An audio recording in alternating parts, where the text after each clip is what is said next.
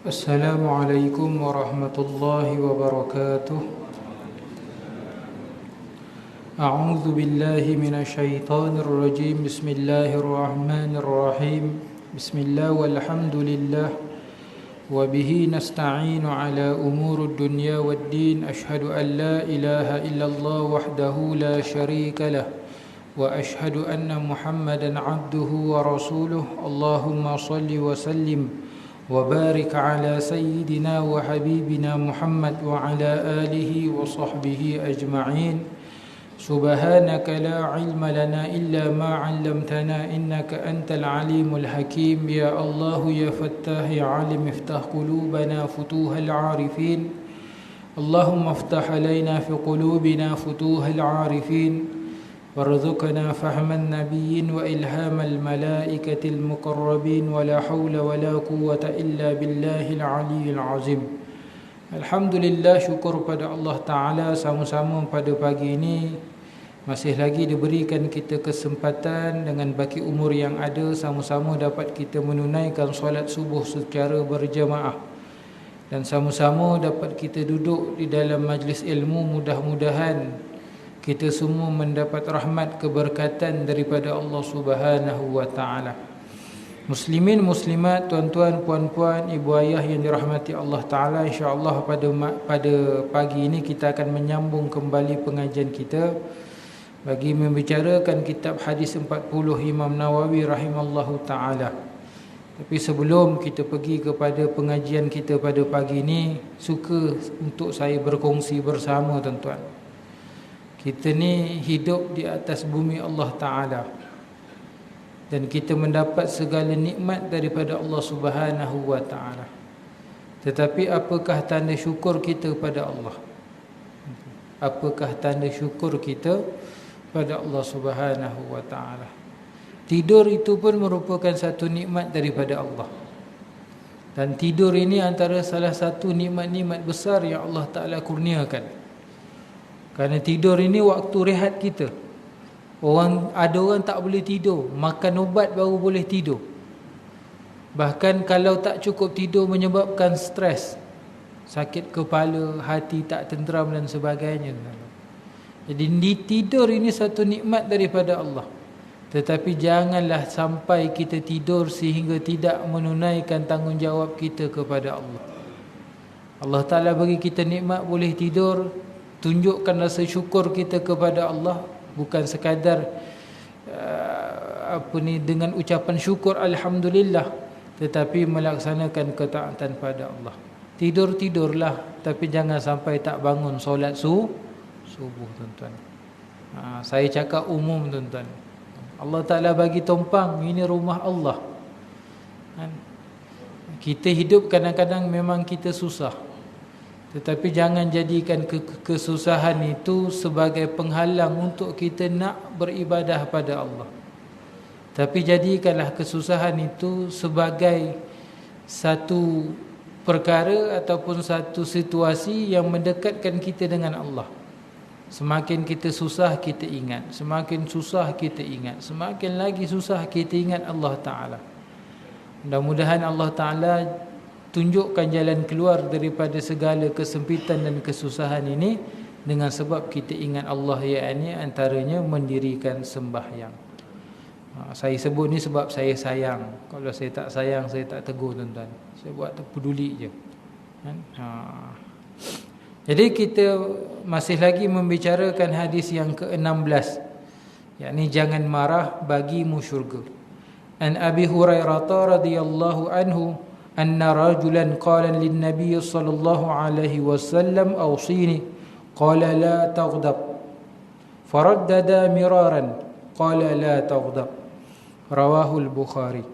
Daripada Sayyidina Abu Hurairah radhiyallahu taala anhu bahawa seorang lelaki berkata kepada Rasulullah sallallahu alaihi wasallam, berilah wasiat kepadaku. Lalu Rasulullah sallallahu alaihi wasallam bersabda, jangan marah. Lelaki tersebut mengulangi pertanyaannya berkali-kali. Sabda Rasulullah sallallahu alaihi wasallam, jangan marah. Jadi kita masih lagi membicarakan tentang nasihat daripada Rasulullah sallallahu alaihi wasallam berkaitan dengan jangan marah. Yang mana seterusnya kesan-kesan marah yang dimurkai. Jadi marah ni bukanlah semua marah tercela ataupun tak elok. Macam sekarang contoh di Palestin tuan-tuan, umat Islam dizalimi oleh puak-puak Yahudi ni tuan-tuan. Maka kita menunjukkan sikap benci kita, marah kita dengan tindakan ataupun perilaku yang dilakukan oleh Yahudi. Maka di situ perlu kepada marah tuan-tuan.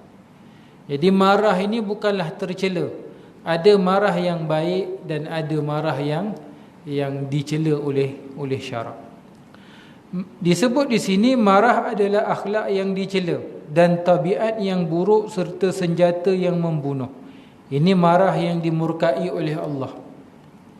Apabila seorang insan menghambakan dirinya kepada sifat marah, dia akan jatuh tumbang bersama kesan yang buruk yang boleh memudaratkan dirinya sendiri serta secara khusus dan kepada masyarakat secara amnya ataupun umum. Maka yang pertama, mudarat kepada individu. Mudarat ini sama ada pada badan, yakni material, pada akhlak, yakni maknawi, dan pada keimanan, yakni kerohanian.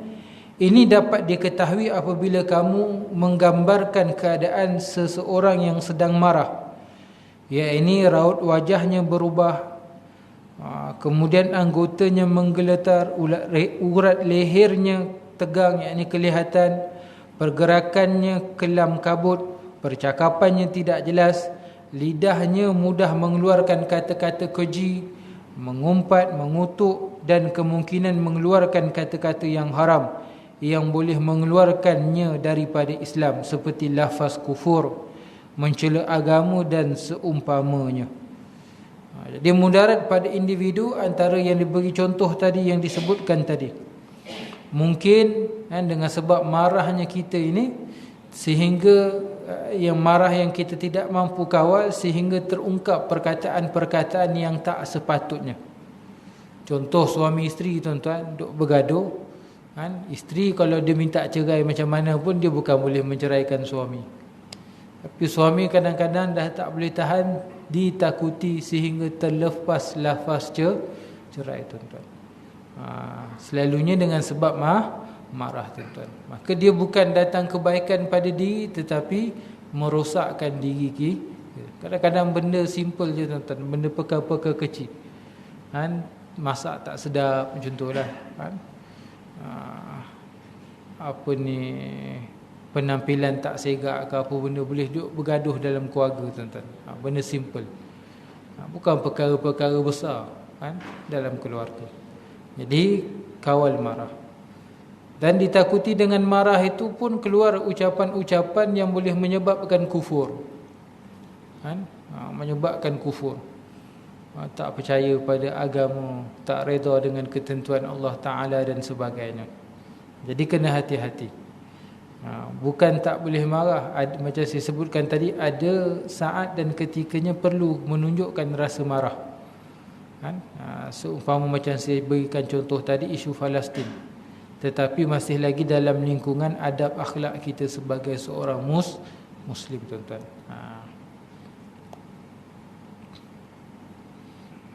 Contoh tuan-tuan, kadang-kadang kelakar tuan-tuan. Kan bila sekarang perang kat Palestin, orang sibuk bicara tentang Imam Mahdi. Sibuk Imam Mahdi lah, di kita akhir zaman Imam Mahdi nak muncul, Imam Mahdi nak muncul, tak habis-habis. So kalau jumpa orang macam ni, rasa nak tampau je tuan-tuan. Menyampah kadang-kadang. Imam Mahdi sibuk dicari, imam tempat sendiri tak kenal. Agak-agak boleh jumpa ke Imam Mahdi tuan-tuan. Bukanlah imam tempat kita ni besar daripada Imam Mahdi, tapi nak tunjuk sikap tuan-tuan. Kalau masjid surau pun tak datang, agak-agak layak ke nak jadi tentera Imam Mahdi tuan-tuan? Sembang boleh lah kan? Sibuk pembebasan Masjidil Aqsa. Ya, Masjidil Aqsa semua tu hati umat Islam kan? Tapi masjid sendiri tak datang, macam mana? Orang kafir tuan-tuan, minta maaf saya sebut, orang kafir senyum je tuan-tuan. Selagi masjid surau kita tak penuh dengan kehadiran jemaah, dia tahu kekuatan umat Islam setakat mana je tuan-tuan. Sembang je boleh tuan. Kan? Sembang jihad lah apalah. Setakat nak datang sembahyang pun susah. Kan? Agak-agak nak berjihad lagi apa ni dengan cabaran yang lebih berat lagi, agak-agak boleh kita tempuh ke tuan-tuan. Kalau ketika perang dia ada sembahyang syiddatul khauf, sembahyang dalam keadaan sangat takut. Sembahyang berjemaah je tak sama macam sembahyang berjemaah kita ni. Kalau yang ni pun tak lepas bab hukum hakam, nak pergi jihad agak macam mana tuan-tuan? Tunggang langgang tuan-tuan. Jadi berpada-padalah. Berpada-pada. Bukan saya kata tak ni. Kita nak sokong orang Palestin, kita perbetulkan diri kita juga. Kerana bila orang lihat orang-orang kafir, khususnya orang Yahudi, dia lihat izzah, dia lihat kehebatan umat Islam, jaga sembahyangnya, kan, ilmu majlis ilmu hadir dan sebagainya. Akhirnya perkara ni akan menggerunkan musuh-musuh Islam tuan-tuan. Kalau sembang je dia kata sembahyang 5 waktu pun tak datang berjemaah, ini tak boleh pakainya. Sembang Imam Mahdi, imam kampung sendiri pun tak kenal, ini semua sembang je. Kita kadang marah, tapi tindakan kita tak tepat tuan-tuan.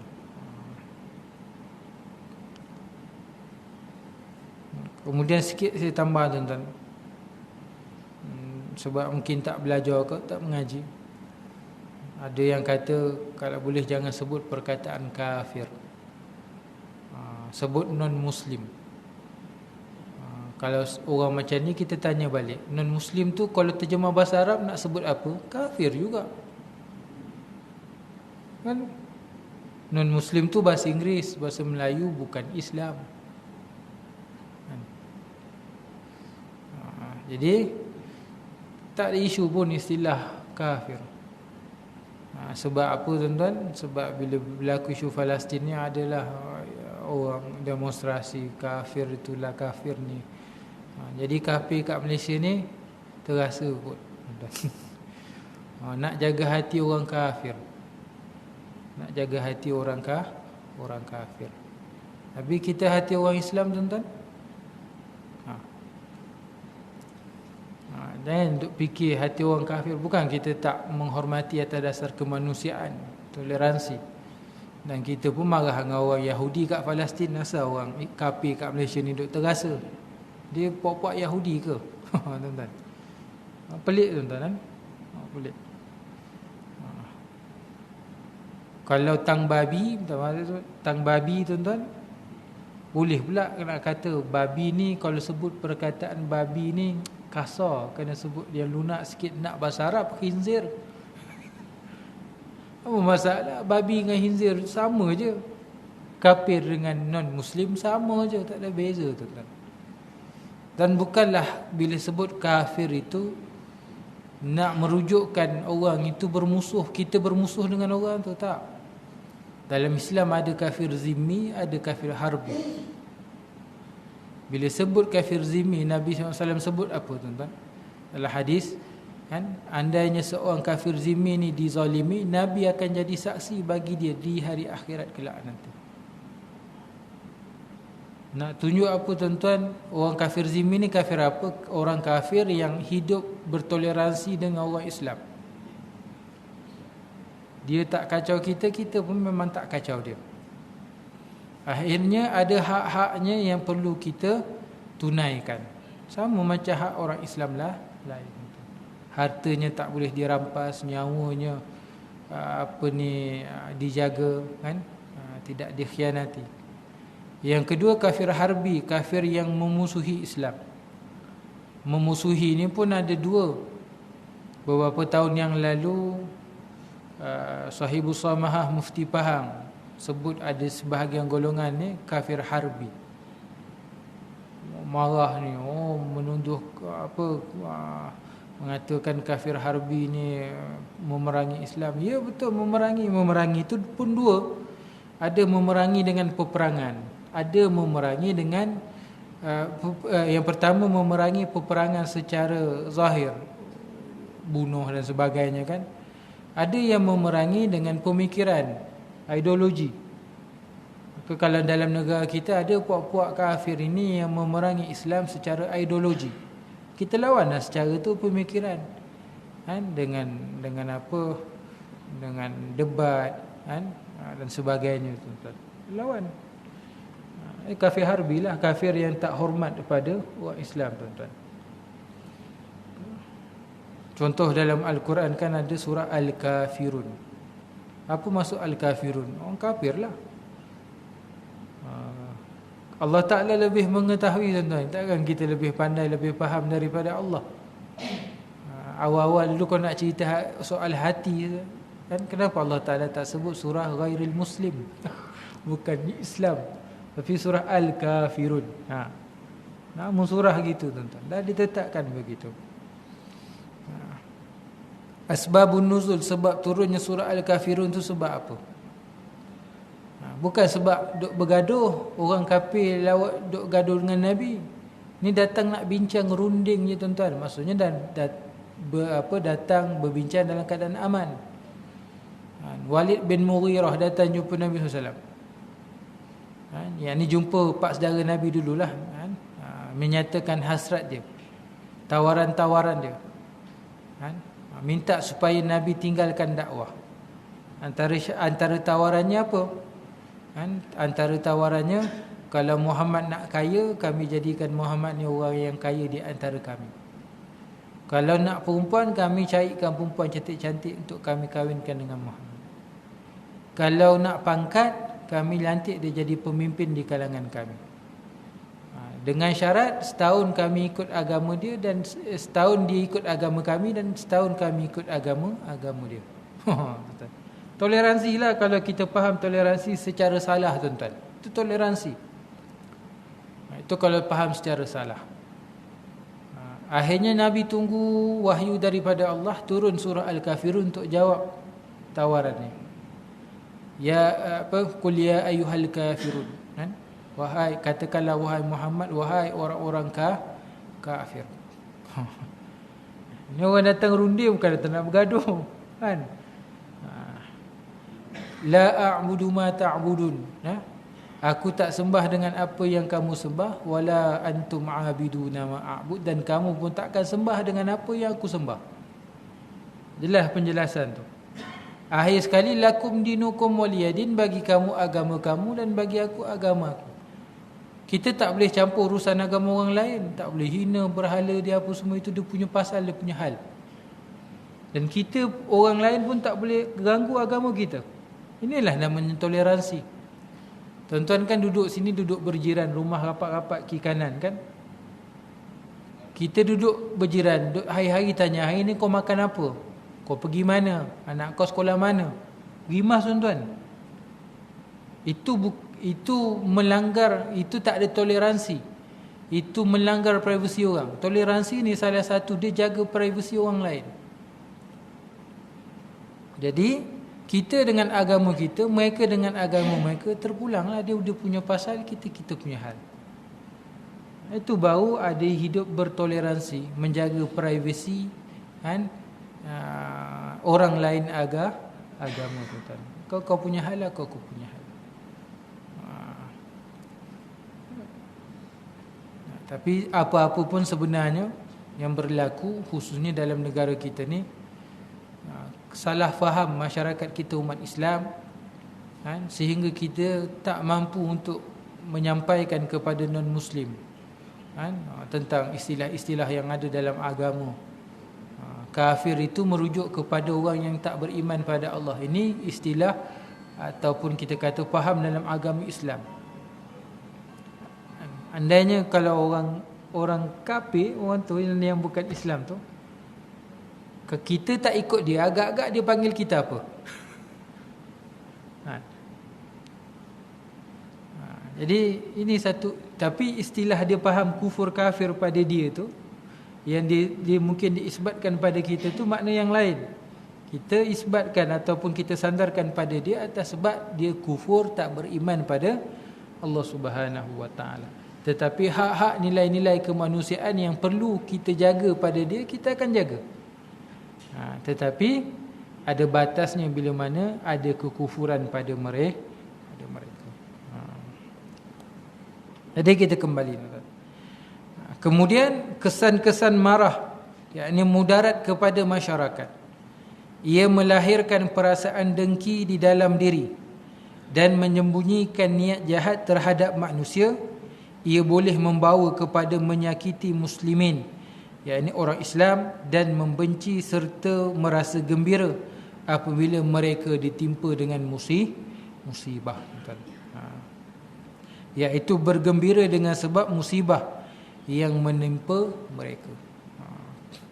Kita tuan-tuan, kalau kita tak sedih dengan apa yang berlaku di Palestin itu, something wrong lah pada hati kita, tuan-tuan.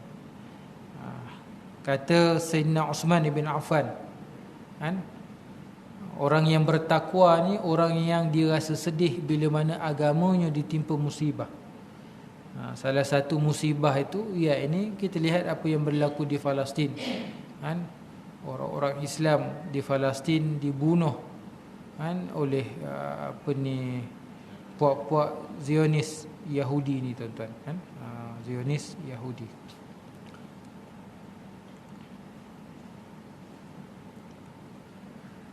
Tapi kita pun kena faham dan maklum, tuan-tuan, kan. Ada kata kenapa tak nak keluar daripada Palestin, macam-macam lah alasan, tuan-tuan, kan. Kenapa Hamas nak pergi bergaduh dengan Israel? Hamas ni kan kecil, Israel tu besar, kuasa-kuasa besar duduk belakang dia, tuan-tuan. Nilainya bukan dekat situ, tuan-tuan. Bahkan Nabi SAW sebut, la hijrah ba'dal fatah ilal jihad. Tak ada lagi hijrah selepas pembukaan kota Mekah kecuali dengan jihad. Itu tanah kita umat Islam, tuan-tuan. Itu hak kita umat Islam, kan? Bahkan, tuan-tuan, sebahagian ulama' mengatakan, contohlah, macam tanah haram Mekah, tanah haram Madinah dan tanah haram Al-Aqsa ni, tuan-tuan, kan, Palestin ni. Bila sebut tanah haram, tuan-tuan, tanah tu status dia tanah wakaf. Bila tanah wakaf, tuan-tuan, digadaikan ataupun dipertahankan, tuan-tuan. Dan bukan kita nak perang, tuan-tuan, tapi mereka datang dengan kurang ajar, tuan-tuan. Sikit demi sikit, tuan-tuan, bunuh dan terus bunuh umat Islam, tuan-tuan. Takkan nak berpuluk tubuh, tuan-tuan. Takkan nak berpuluk tubuh, kan? Masalah ni tak akan selesai, tuan-tuan, melainkan yang menjadi puncanya, kan, disekat ataupun dihalang daripada melakukan kezaliman. Saya pernah tanya, tuan-tuan, masa saya belajar di Syria dulu, ada satu hadis sahih, tuan-tuan. Nabi SAW doa, Allahumma barik lana fi Syamina wal Yamanina. Ya Allah, berkatilah kami, Syam kami dan Yaman kami. Saya tanya guru-guru di sana, apa maksud keberkatan yang ada pada bumi Syam ni? Apa jawab mereka? Mereka kata apa? Di sini tanah tempat ramai orang mati syahid. Ramai orang mati syahid. Dan peperangan yang mutakhir ni, tuan-tuan, di Palestin ni, Allah Ta'ala ilhamkan pada saya, tuan-tuan. Bila kita baca sejarah, terfikir, betul, tuan-tuan. Daripada zaman Nabi, penguasaan Rom di Syam, kan? Zaman Nabi, zaman Khulafa'ur Rashidin, sahabat, mereka berperang ke Syam, kan, lawan Rom. Berapa ramai sahabat mati syahid di sana, tuan-tuan. Tak cukup zaman tu, tuan-tuan, zaman Abbasiyah, kan? Zaman Abbasiyah datang tentera Mongol, pun perang, mati syahid lagi, tuan-tuan, kan, orang Syam. Kemudian tak cukup pula perang Mongol, tuan-tuan, datang perang salib, kan? Puak-puak Nasrani daripada Eropah, tuan-tuan, kan, datang perang, kan, menguasai Baitul Maqdis. 300 tahun perang, tuan-tuan, bukan 3 tahun 3 hari. 300 tahun perang, generasi demi generasi, tuan-tuan. Berperang sampailah muncul Salahuddin Al-Ayyubi mengembalikan Masjidil Aqsa ni, Baitul Maqdis, kepada umat Islam, tuan-tuan. Berapa ramai mati syahid? Tak cukup, tuan-tuan, datang salib moden, British, Perancis, Itali dan sebagainya, tuan-tuan, kan? Jajah Jazirah Arab ataupun semenanjung Arab, kan? Kalau Syria, orang Perancis jajah. Jordan dengan dengan Palestin orang British jajah, tuan-tuan. Berapa ramai yang mati syahid, tak selesai. Kemudian perang lagi, tuan-tuan, sampai sekarang dengan puak-puak Yahudi ni. British balik kan, sampai London, kapal kosong bawa masuk Yahudi, bawa hantar ke Palestin, tuan-tuan. Dan satu, tuan-tuan, saya ingatkan untuk kita bersama, puncanya bukan dengan perang sahaja. Puncanya Yahudi datang bawa duit yang banyak, beli sikit demi sikit tanah-tanah di Palestin. Mula-mula mungkin lorong Yahudi agak-agaknya lah kan. Kemudian jadi taman Yahudi pula. Daripada taman Yahudi jadi daerah Yahudi pula. Lala jadi negeri, sekarang jadi negara Yahudi pula.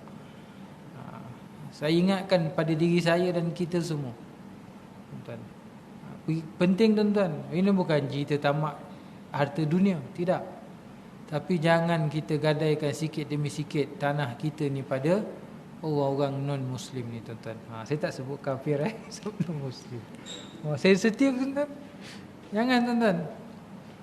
Nanti jangan sampai satu tahap kan kita diperilakukan seperti orang Islam di Palestin, tuan-tuan. Sebab kesalahan untuk nenek moyang mereka dulu, tuan-tuan, hari ni generasi hari ni mereka menanggung kesusahan dengan sebab kesilapan orang terdahulu.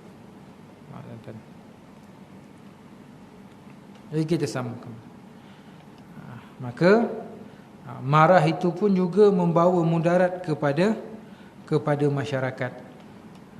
Sehingga melahirkan perasaan dengki antara satu dengan yang lain. Bahkan seronok kadang-kadang melihat orang lain sesama Muslim ditimpa dengan musibah, tuan-tuan. Jadi bukan sekadar marah itu mendatangkan kesan kepada individu, bahkan mendatangkan juga kesan tak baik kepada masyarakat secara amnya ataupun secara umumnya. Wallahu ta'ala a'lam. Hadirin muslimin yang dirahmati Allah Ta'ala, sebagai penutup kuliah kita pada pagi ini, sikit saya nak kongsi informasi. InsyaAllah 1 hari bulan Disember sampai 3 hari bulan Disember saya sedang aturkan program untuk ziarah kawasan perkampungan orang asli di Sungai Siput, Perak. Saya sebenarnya dalam sebulan ni agak sibuk lah. 2 minggu yang lalu saya ke perkampungan orang asli di Sungai Siput, Perak. Sebenarnya ada isu sehingga saya rasa terpanggil untuk bantu. Kerana saya takut nanti di akhirat nanti saya akan dipersoalkan. Orang tak nak tolong saya, tak nak bersama-sama dengan saya tak ada masalah. Tapi saya wajib untuk sampaikan supaya orang lain tahu. Nanti di hari akhirat saya tak akan dipersoalkan lagi di hadapan Allah. Ada satu pos perkampungan orang asli, pos Piah di Sungai Siput. Tapi sebelum tu, perkampungan orang asli di Sungai Siput, Perak ni perkampungan orang asli terbesar di Malaysia. Jadi salah satu pos itu dipanggil pos Piah. Ada lebih kurang 4 buah kampung di situ. Baru-baru ni ada sebuah gereja sudah dibina di situ, tuan-tuan. Tak pernah berlaku, tuan-tuan.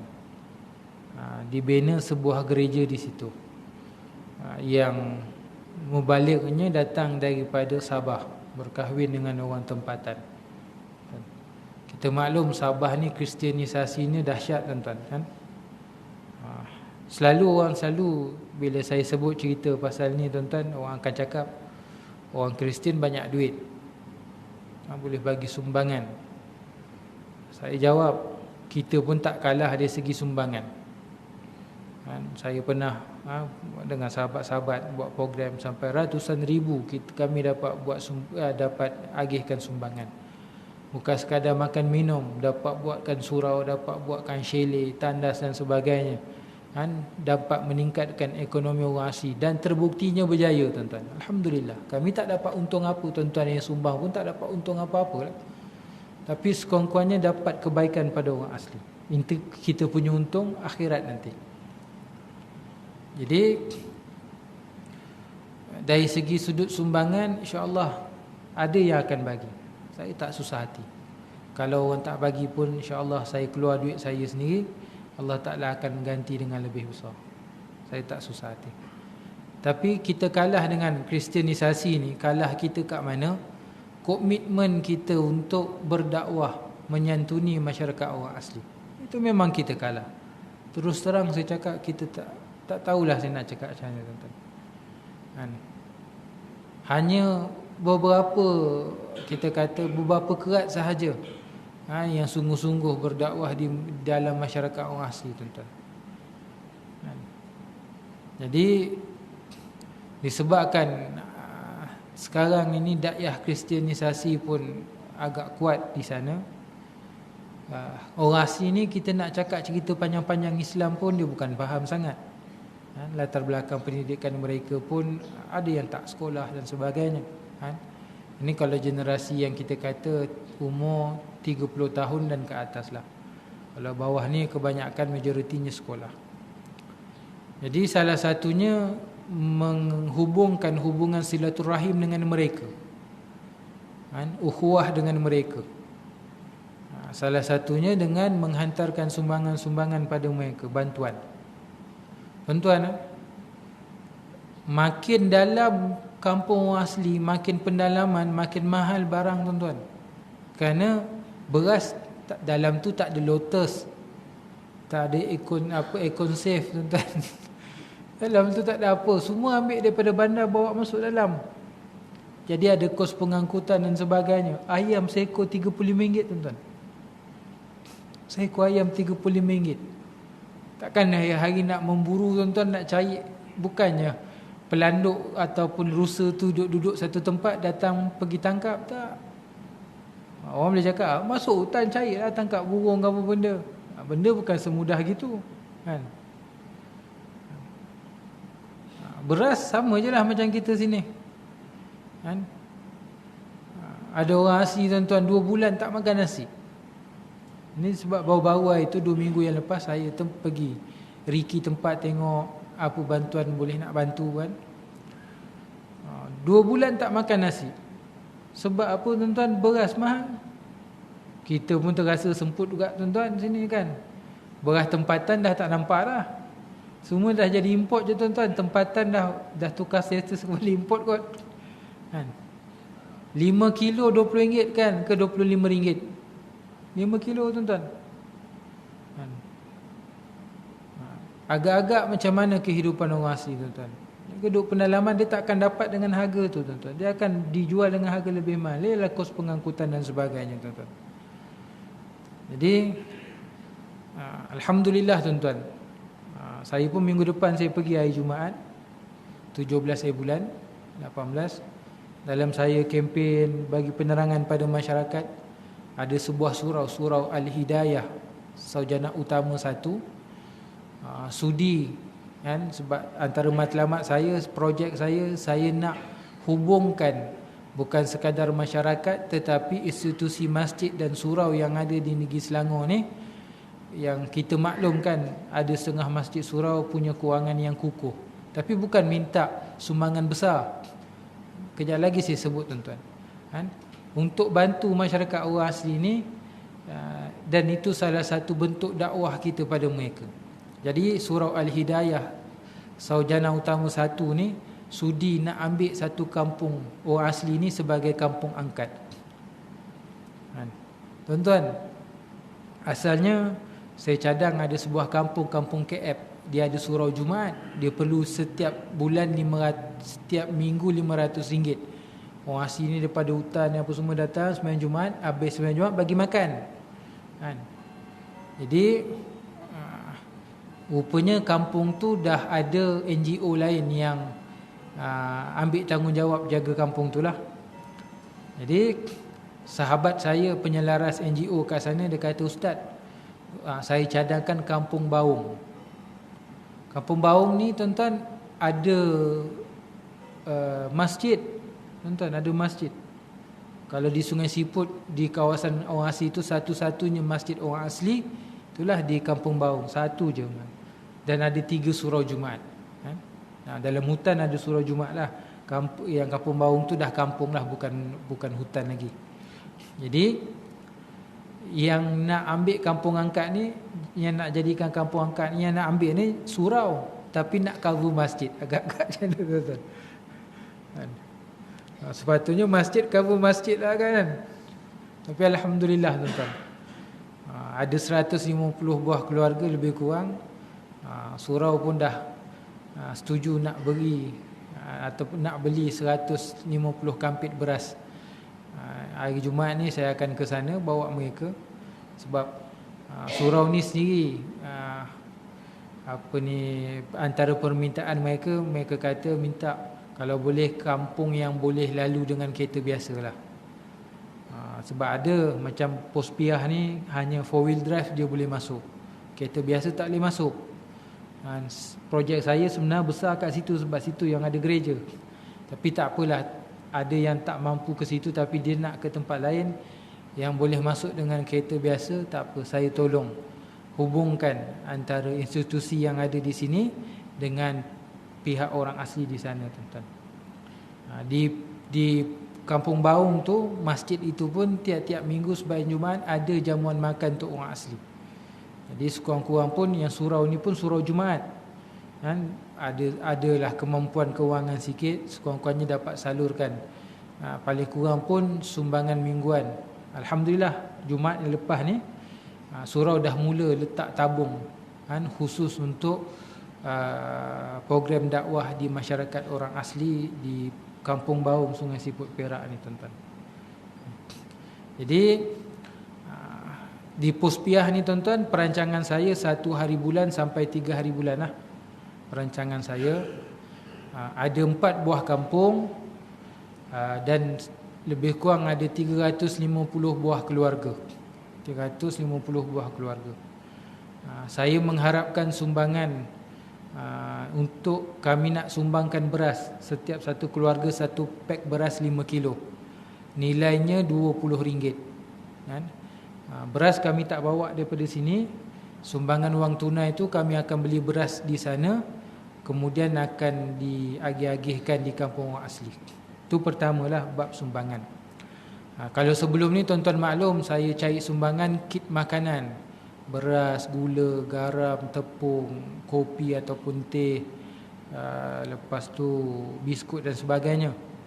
Jadi saya pun lepas PKP ni, kawan-kawan senang ceritalah, grup yang saya ada sekarang, yang sebelum ni grup 4x4 tu, saya boleh kata dah terkubur lah tuan-tuan, kan? Bukan kawan-kawan tak nak bantu, tapi saya yang paling muda, lain semua dah berusia, mata dah tak nampak, dah tak sihat tuan-tuan. Semalam saya kuliah, lepas kuliah maghrib jumpa kawan-kawan ni, memang tak boleh lah. Jadi saya pun tak boleh kata apalah, tak boleh nak push lah, kan? Jadi saya seorang saya boleh buat, tapi dakwah tu macam kita ramai-ramai ni dia lain tuan-tuan. Dia akan nampak besar, dia akan beri kesan impak yang besar pada masyarakat orang asli.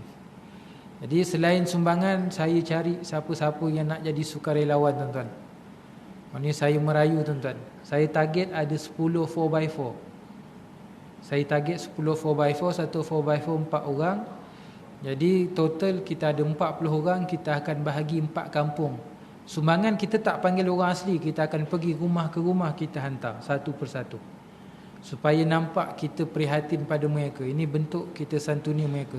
Tak perlu cakap banyak, bagi salam, Assalamualaikum ni beras, kan? Dengan sebab tu insya-Allah mudah-mudahan Allah Taala berikan hidayah sebab akhlak kita ataupun bantuan kita pada mereka tuan-tuan. Jadi kalau adalah sesiapa pemilik 4x4, kan, kalau sudi, kan, saya bolehlah sama-sama dengan saya tuan-tuan. Tapi perkara ni bukanlah perkara, saya sebut awal-awal, bukan perkara yang mudah. Satu, nak masuk tempat tu tak boleh akses dengan kereta biasa, jadi 4x4, kan.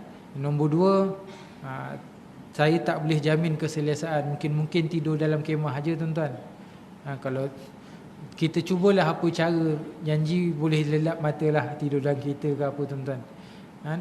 Masak, saya tak janji apa-apa. Mungkin masak Maggi je kot, makan Maggi. Nak masak banyak ramai-ramai ni saya pun tak gerti. Melainkan ada yang boleh masak untuk 40-50 orang untuk kita nak makan grup, saya alu-alukan lah. Kan? Jadi plan saya 1 hari bulan tu hari Jumaat, kita bertolak daripada sini jam 11 malam. Kan? Kita tidur sama ada di Felda Lasah dulu ataupun di Kampung Baung tu. Sebelum pagi-pagi esok tu kita naik masuk ke dalam perkampungan orang asli lah, di Pos Piah tu lah. Hari Sabtu tu kita agihkan bantuan.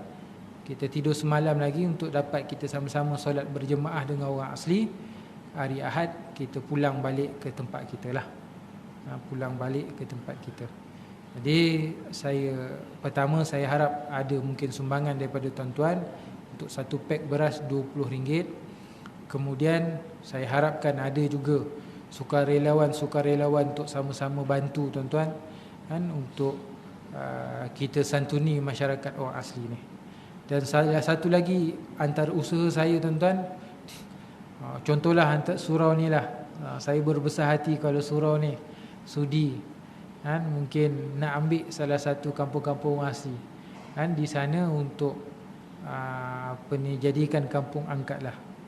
Macam saya sebut tadi, kalau kampung tu ada surau untuk solat Jumaat, itulah sumbangan dia. Kalau tak ada, kan, pergi hantar. Kalau beras bukan tiap-tiap bulan nak kena hantar beras, mungkin 3 bulan sekali pergilah, kan, hantar beras sumbangan. Kemudian kalau mampu tiap-tiap bulan, hujung bulan ke, ikutlah, kan, ke masa lapang masing-masing, pergi 1 kereta ke. Penting wujudkan solat berjemaah di sana. Kami buat surau, tapi surau pun macam hidup segan mati tak mau. Nak salah orang asli pun tak boleh, kan. Kalau orang asli pun dari segi kefahaman agamanya pun kurang, kan. Tapi ada orang cakap, kalau tak sembahyang, buat apa nak buat surau? Habis kalau tak buat surau, gereja naik dulu, lagi parah lagi tuan-tuan. Ini pun gereja dah naik tuan-tuan. Jadi kami ni terpaksa bersaing, kan, dengan puak-puak kristianisasi ni untuk berdakwah dalam kampung ataupun di pendalaman orang asli ni tuan-tuan. Jadi saya tak harap banyak. Kalau mampu pergi solat berjemaah 3 bulan sekali, hantarlah beras, cukuplah, kan. Kemudian kalau lebih daripada tu nak buat, boleh kita bincang, kita rancang, kita aturkan, kan, untuk masyarakat orang asli ni tuan-tuan. Kalau di Palestin orang mati dalam keadaan beriman, mati syahid. Saya tak nak orang asli mati, kan, dalam keadaan murtad, terkeluar daripada Islam tuan-tuan. Jadi saya harap sama-sama kita bantulah, kan, dakwah di perkampungan orang asli ni tuan-tuan. Mungkin kalau contoh surau ni ambil peranan ni, kan, kita ni kalau surau kita berjaya buat institusi yang lebih besar, masjid, dia akan rasa tercabar. Biar kita ni jadi pemula ataupun pembuka jalan untuk orang lain sama-sama terlibat dalam program ni tuan-tuan, program dakwah ni. Tunjuk pada masjid-masjid yang lain, surau An-Nur pun mampu, kan, bukan sekadar kat kawasan Shah Alam ni, khususnya Seksyen 20, bahkan sampai ke perkampungan orang asli untuk santuni dan dakwah kepada mereka tuan-tuan. Jadi kalau kita tak mula langkah pertama, kita tak akan ada langkah kedua dan seterusnya tuan-tuan. Wallahu ta'ala a'lam. Jadi kita tutup majlis kita pada pagi ini dengan bacaan doa dengan tasbih kafarah dan surah Al-Asr. A'udzubillahi minasyaitonirrajim. Bismillahirrahmanirrahim. Alhamdulillahi rabbil alamin, wassalatu wassalamu ala sayyidil mursalin sayyidina wa maulana Muhammad wa ala alihi wa sahbihi ajma'in. Allahumma nawwir qulubana binuri hidayatik kama nawatal arda binuri syamsika wal qamarika abadan abada birahmatika ya arhamar rahimin. Ya Allah, ya Tuhan kami, limpahkanlah cahaya hidayah dalam hati kami seperti mana cahaya matahari dan bulan-Mu selama-lamanya dalam kerahmatan, keberkatan dan pengampunan-Mu ya Allah. Ya Allah, ya arhamar rahimin. rahimin ya rabbal alamin. Wa sallallahu ala sayyidina Muhammad wa ala alihi wa sahbihi wa baraka wa sallam. Walhamdulillahi rabbil alamin. Subhanakallahumma wa bihamdika asyhadu an la ilaha illa anta astaghfiruka wa atubu ilaih. Bismillahirrahmanirrahim. Wal 'asri innal insana lafi khusr illa alladhina amanu wa 'amilus solihat wa tawasaw bil haqq wa tawasaw bis sabr. Wabillahi taufiq wal hidayah. Wassalamu alaikum warahmatullahi wabarakatuh.